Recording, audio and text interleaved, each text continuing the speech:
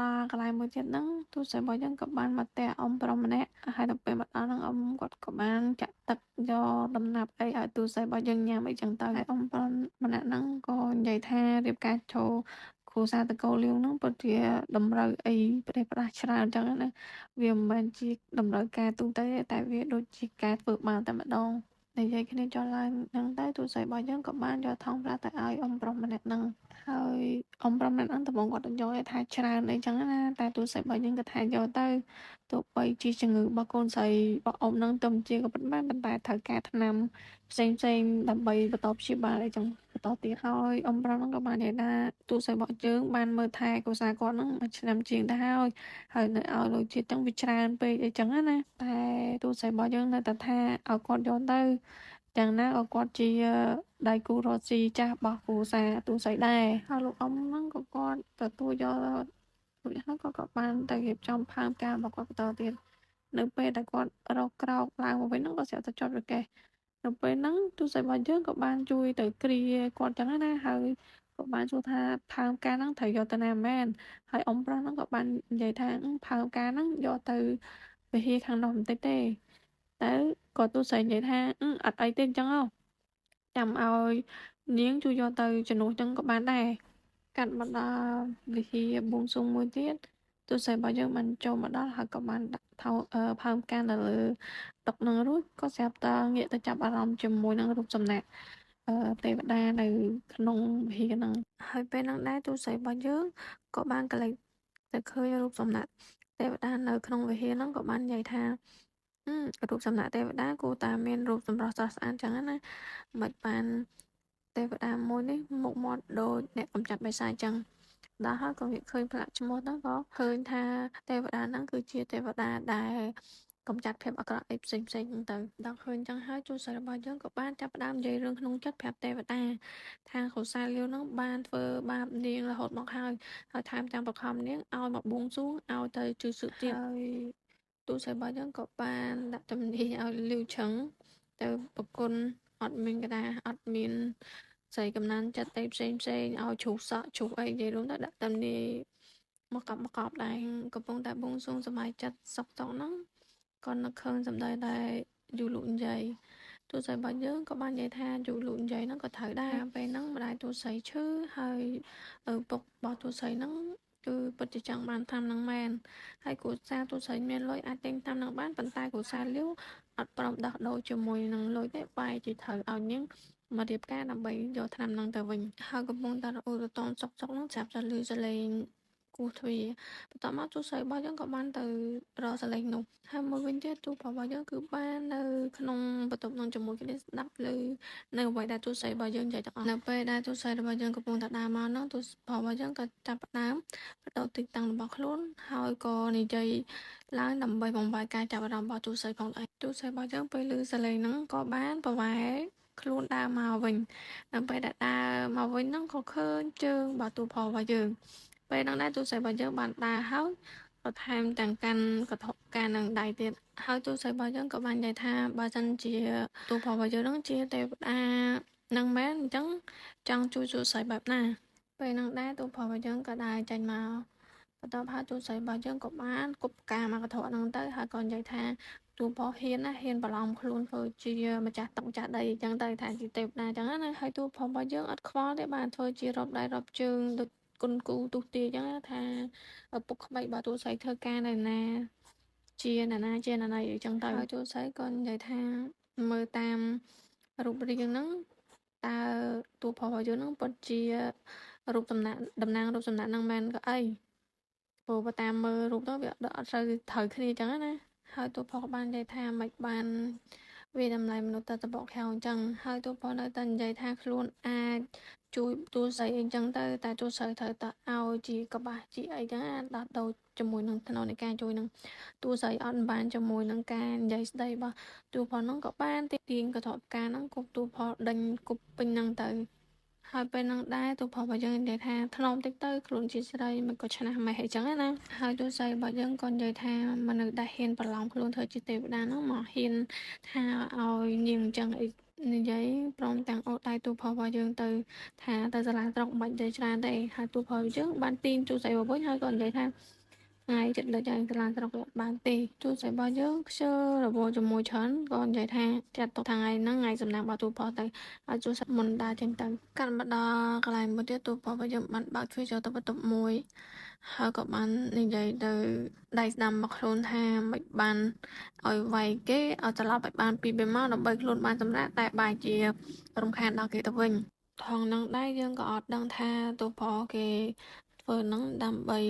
គោលបំណងអីដូចគ្នានិយាយហើយទូផលរបស់យើងក៏បានទៅអង្គុយវិញនៅពេលដែលទៅអង្គុយវិញហ្នឹងអត់មានអង្គប្រុសម្នាក់ហ្នឹងក៏បានសួរដែរថាតើកិច្ចការងារបន្ទាប់ទៅយើងត្រូវធ្វើអី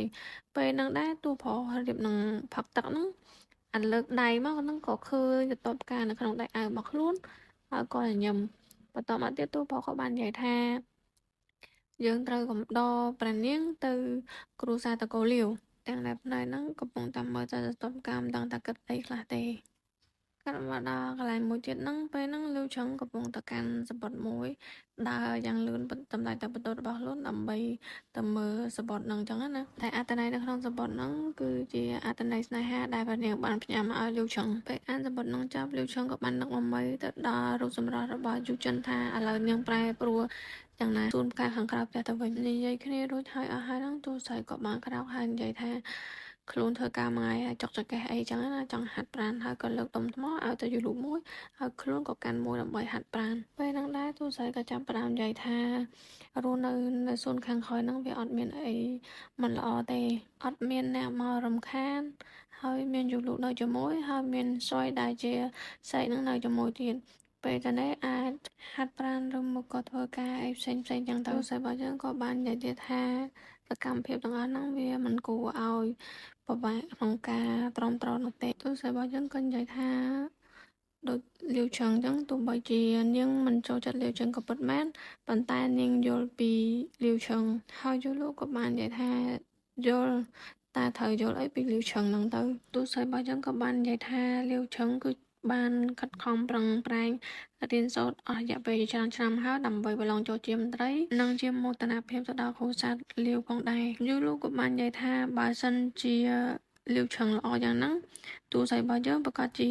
លងស្នេហ៍អញ្ចឹងណាទូស្រីក៏បាននិយាយថាមិនអាចទៅរួចទេយើងសរសើរគឺដោយសារតែគេបែបហ្នឹងបានយើងសរសើរមិនមានន័យថាអត់ទៅសរសើរគឺស្រឡាញ់នៅហើយការរៀបការនេះគឺលាវឆឹងស្អប់ខ្លាំងមែនតើហើយក៏និយាយថាការរៀបការទាំងអស់ហ្នឹងគឺសុទ្ធតែជាវាសនាតែលាវឆឹងហ្នឹងអត់ព្រមទទួលស្គាល់កាន់មកដល់ថ្ងៃស្អែកផឹកឡើងហ្នឹងឃើញយូលក់រត់មកបន្ទប់ទូស្រីយ៉ាងបញ្ញាបញ្ញាហើយទូស្រីរបស់យើងបានសួរយូលក់ទាំងមិនទាន់ស្វាងពីដេកហ្នឹងថាគ្រួសារលាវខ្វះលុយទៀតហើយមែនឬមកក៏ត្រូវឲ្យនាងទៅបួងសួងអីចឹងណាលោកក៏បាននិយាយថាមិនមែនទេគឺព្រះនាងជីអាននឹងមកលេងដំណាក់លាវនៅថ្ងៃស្អែកហើយទូស្រីយើងក៏និយាយថាមកក៏មកទៅមានអីពាក់ព័ន្ធជាមួយនឹងនាងហើយយូលោកក៏បានបន្តថាដោយសារតែត្រូវទទួលព្រះនាងហ្នឹងគឺលោកលាវបានជីកផ្កាបោះទូស្រីយើងទៅដាក់នៅសួនកណ្ដាលផ្ទះអស់ហើយទូស្រីរបស់យើងពេលលឺអញ្ចឹងក៏ខំបញ្ញាបញ្ញារត់ដើម្បីទៅមើលថាផ្ការបស់នាងយ៉ាងម៉េចហើយអញ្ចឹងណាពេលដែលនាងរត់មកដល់ហ្នឹងក៏ឃើញផ្ការបស់ខ្លួននៅក្នុងសួនផ្កាផ្ទះធំនឹងទៅហើយចឹងហើយពេលហ្នឹងរៀងស្លុតចិត្តដែរបាទលោកលាវនៅពេលដែលឃើញទូស្រីយើងមកដល់ហ្នឹងក៏ឲ្យទូស្រីយើងជួយមើលថាផ្កាហ្នឹងមិនហើយចឹងណាពួកឃើញពីសពូនអស់ទៅហើយទូស្រីរបស់យើងក៏បាននិយាយដែរថាបើសិនជាត្រូវការផ្កាមិនក៏មិនប្រាប់នាងចាំនាងទៅរកនៅផ្សារឲ្យចឹងណាដោយសារតែផ្កានៅសួនរបស់នាងហ្នឹងអាហ្នឹងគឺជាផ្កាបំម្ដាយរបស់នាងទេអញ្ចឹងនាងអត់ចង់ឲ្យផ្លាស់ទីអីផ្សេងហ្នឹងនាំឲ្យវាខូចខាតផ្កាចឹងណាហើយលោកលាវក៏បាននិយាយថាផ្កាមូតានហ្នឹងគឺជាផ្កាដែលកម្រហើយវាល្អចឹងណាអញ្ចឹងបានចង់ឲ្យយកផ្កាហ្នឹងយកមកតាំងនៅសួនហ្នឹងដើម្បីត្រៀមទទួលបរិញ្ញាជីអានហ្នឹងហើយគាត់ក៏និយាយទៀតថាមូតានមិនប្រកាន់ណាអីដែលគាត់ទៅជីកផ្កាហ្នឹងយកមកដាក់នៅផ្ទះខាងមុខចឹងណាពេលហ្នឹងក៏មើលទឹកមុខមូតានមកយើងរបៀបថាអញអត់បានទៅហើយពេលទៅជីកហ្នឹងអត់រួអញមួយម៉ាត់ទេតែពេលយកមកតោះតែសពូនចឹងមករ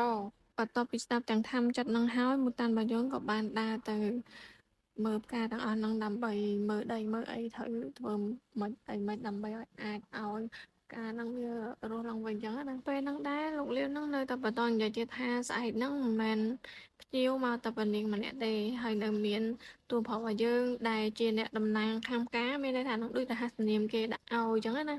ក៏មកដែរស្ដាប់ឮហើយទូស័យរបស់យើងក៏បាននិយាយថាណាគេចង់មកក៏មកទៅនាងអត់ខ្វល់ទេហើយលោកលានហ្នឹងក៏និយាយថាអត់ខ្វល់មិនកើតបើសិនជាការនឹងប្រពន្ធគេនឹងទៅទូតាច់ទូអីចឹងបើមានរឿងហ្នឹងវាមានបញ្ហាដល់គ្រួសារតកូលាវដែរទូស័យរបស់យើងក៏និយាយថាទោះបីជាយ៉ាងណាក៏នាងត្រូវតមើលផ្កានឹងឲ្យវារស់ឡើងវិញដែរព្រោះហ្នឹងគឺជាផ្កាដែលម្ដាយរបស់ទូស័យបានបន្សល់ទុកឲ្យទូស័យចឹងនិយាយទៅទូស័យយើងអត់ខ្វល់ថាណាគេមកឲ្យទាំងអស់សំខាន់កុំឲ្យតែផ្កានឹងងំទៅគឺបានហើយលោកលាវក៏បាននិយាយថាឲ្យតាទូស័យយើងធ្វើឲ្យផ្កានឹងរីកមកវិញស្រស់បំព្រងឡើងវិញហើយភ្ញៀវទាំងអស់នឹងពេញចិត្តក្រោយពីកម្មវិធីនឹងបញ្ចប់ហ្នឹងទូស័យយើងអាចយកវត្ថុសំខាន់ណាមួយចង់ថារបស់មានតម្លៃណាមួយក៏បានដែរហើយទូស័យរបស់យើងក៏បានឆ្លើយទៅវិញថារបស់ដែលមានតម្លៃសម្រាប់នាងហ្នឹងគឺផ្កាទាំងអស់ហ្នឹងហើយបន្តមកទៀតក៏ឲ្យយូលុទៅយករបស់ប្រើប្រាស់អីផ្សេងៗដើម្បីមករៀបចំមើលថែផ្កាទាំងអស់ហ្នឹងវិញហើយទូស័យរបស់យើងក៏ចាប់ផ្ដើមរៀបចំធ្វើការមើលថែផ្កាទាំងអស់ហ្នឹងទៅដូរដីថែមទឹកអីផ្សេងៗពេលទូស័យកំពុងតែរៀបចំមើលថែផ្កាហ្នឹងជូស៊ូហើយនឹងអ្នកបម្រើរបស់ខ្លួនហ្នឹងក៏បានដើរកាត់តាមហ្នឹងពេលហ្នឹងផងដែរគេកំពុងតែពិភាក្សាថា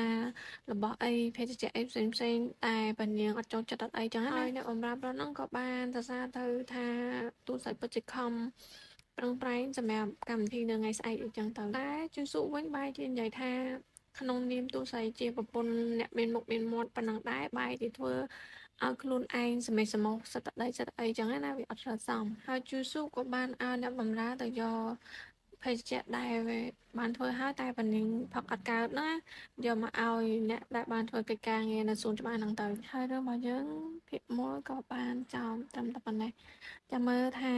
នៅថ្ងៃស្អែកនៅពេលដែលប៉នាងហើយនឹងទូប៉របស់យើងមកដំណាក់លាវហ្នឹងតើនឹងមានរឿងអីកើតឡើងខ្លះអរគុណអ្នកទាំងអស់គ្នាសម្រាប់